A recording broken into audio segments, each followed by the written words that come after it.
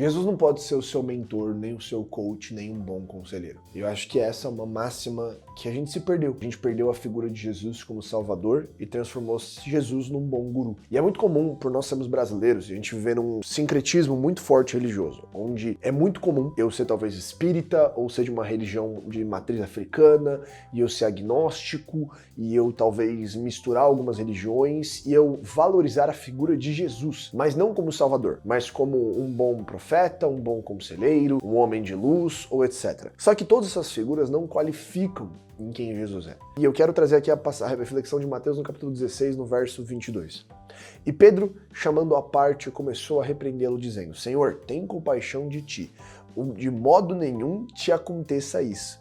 Ele, porém, voltando-se, disse a Pedro: Para trás de mim, Satanás, que serves de escândalo, porque não compreendes as coisas que são de Deus, mas só as que são do homem. Tem um momento em toda a narrativa que existia uma expectativa dos discípulos de que Jesus fosse o Salvador que eles esperavam. E o Salvador que eles esperavam era um Salvador militar. O Cristo que era esperado por todos era um Cristo na figura de Davi. Davi era o quê? Um guerreiro. Então quando você vai ler as músicas sobre Davi, era Saul matou milhares, Davi matou dezenas de milhares. Davi é alguém que, como rei, estabelece o reinado de Israel através da força e da espada. Ele é um dominador, um general, um homem de guerra que tinha valentes com histórias incríveis e que foi a referência do que um rei de Israel se pareceria. Após a queda de Israel e eles entram no cárcere, no exílio babilônio, eu tenho uma sucessão de impérios que dominam Israel. Então eu saio da Babilônia e vou para os assírios e construo dominância até chegar em Roma. Roma é um tipo babilônico. Ele é um sistema de opressão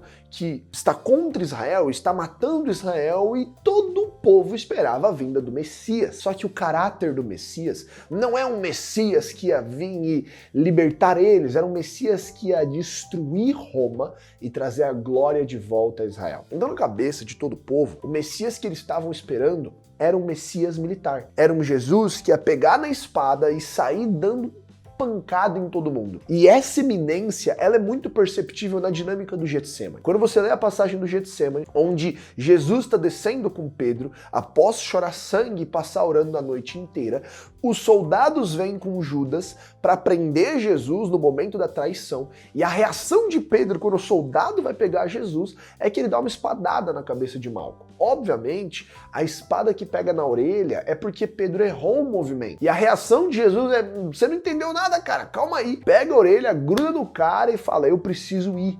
E nesse momento você percebe que a sensação de Pedro era quase um tipo: ah, moleque, bora, agora é hora do pau torar. Por quê? Porque a expectativa na cabeça de todos os discípulos e de quase todos os judeus que seguiam Jesus é que uma hora ou outra Jesus ia fazer o pau quebrar. Por que ele tinha essa expectativa? Você consegue perceber isso, na verdade, até mesmo em João Batista. Quando ele é preso e ele manda os discípulos para Jesus e fala assim: e aí, Jesus, João Batista foi preso, e aí? E a expectativa deles é agora. É agora que você vai vir e estabelecer o seu reinado? É agora que vai vir um bando de anjo cavalgando, com espada na mão, arqueiro celestial, anjo dando drift, anjo matando 1000. Não. E Jesus fala: não é agora. Vocês não estão entendendo quem eu sou. Vocês querem um Cristo que não é o que vocês precisam. Vocês querem um Jesus que vai salvar vocês militarmente, mas vocês não precisam de salvação física, vocês precisam de salvação espiritual. E essa dinâmica emocionante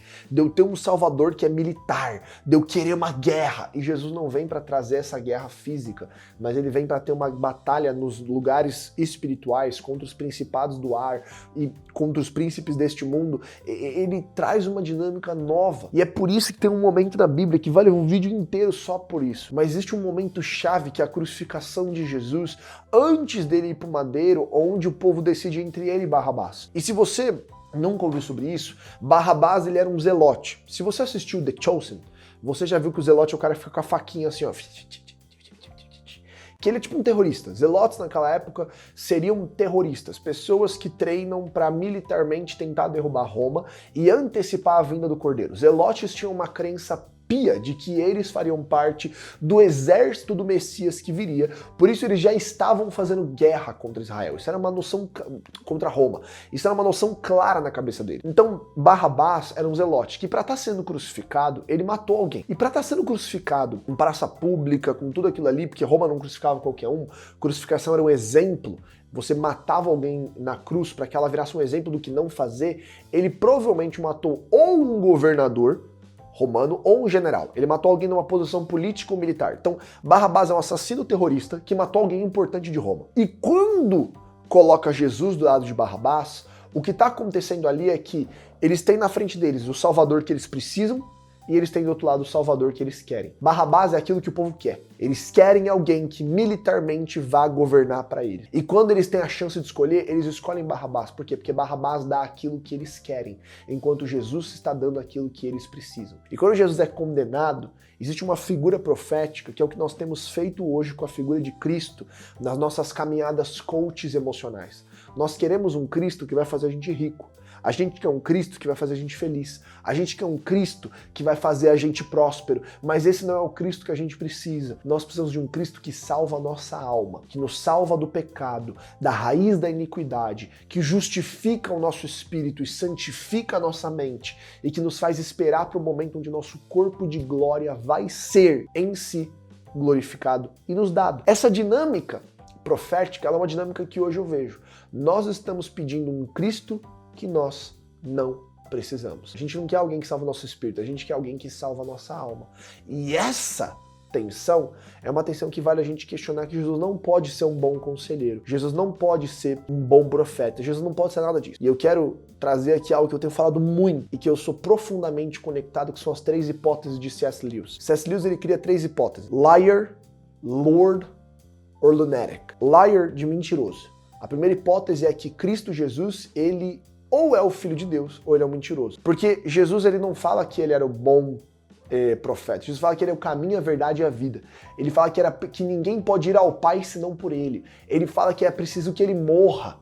Ele fala que o templo que era ele precisaria ser destruído e reconstruído em 3 dias. Jesus não é uma pessoa com bons conselhos. Ele acredita que ele é o próprio Deus. Se ele não é o próprio Deus, então ele é um mentiroso. Se ele não é um mentiroso, então ele vai para a segunda hipótese, que ele é um louco, um lunatic. Se ele não é o Filho de Deus, Jesus é um louco varrido que andou pela terra convencendo um bando de outros homens que ele era uma divindade encarnada e que se não fosse por ele, o mundo inteiro não teria salvação. E a terceira hipótese é que ele é o Senhor. Ele é o Filho de Deus. Jesus não pode ser um bom conselheiro. Ele não te serve como um bom conselheiro, porque os conselhos dele acusam a vida de pecado. Jesus não serve como um bom profeta, porque ele não profetiza nada que não seja ele mesmo. Ele não profetiza paz, ele profetiza que ele é a paz. Ele não profetiza bondade, ele profetiza que ele é bom. Ele não profetiza sobre amor, ele profetiza que ele é o amor. E ele é o amor perfeito, pois no princípio ele era o Verbo, e o Verbo se fez com Deus. Cristo não profetiza nada que não seja sobre ele e sobre o Pai. Se ele é um bom conselheiro, todos os conselhos dele são mortes para aquele que não estão nele. Porque a mensagem de Jesus é a mensagem do Sermão do Monte. Que é a mensagem de, se você achava que o pecado era matar, então eu vou te dizer que aquele que se ira contra o seu irmão peca. Se você achava que o pecado era adulterar, eu vou te falar que aquele que olha para outra mulher com intenção também está em pecado. Cristo não vem para cumprir a lei.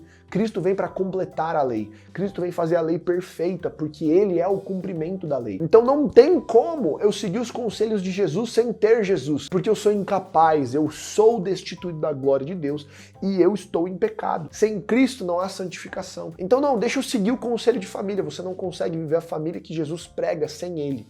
Você não consegue viver a vida que Jesus prega sem ele. Gálatas, no capítulo 5, no verso 20, fala: pois já não vivo mais eu, mas Cristo vive em mim. A única vida que me habilita a viver os conselhos de Jesus é a vida de Cristo. Então ele não pode ser um bom profeta. Ele não pode ser um bom conselheiro.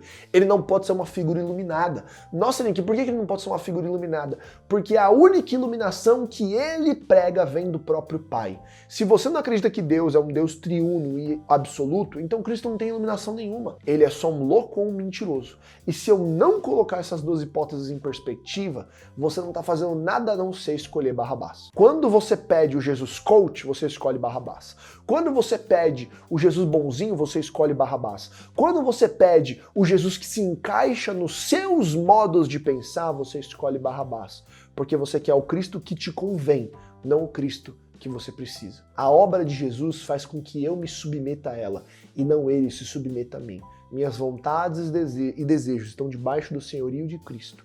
Se eu quero Barrabás, o único versículo que me convém é o versículo 23. Ele, porém, voltando-se a Pedro, disse: para trás de mim, Satanás, que me serve de escândalo, porque não compreendes as coisas que são de Deus, mas só as que são do homem. E eu oro para que esse versículo fale com você, para que Jesus não seja só mais uma parte da sua vida, mas que ele seja o centro, que ele não seja uma escolha boa, mas que ele seja a única escolha, pois não há outro caminho, não há outra verdade e só nele a vida eterna. Que Deus te abençoe, tamo junto, falou, tchau, tchau.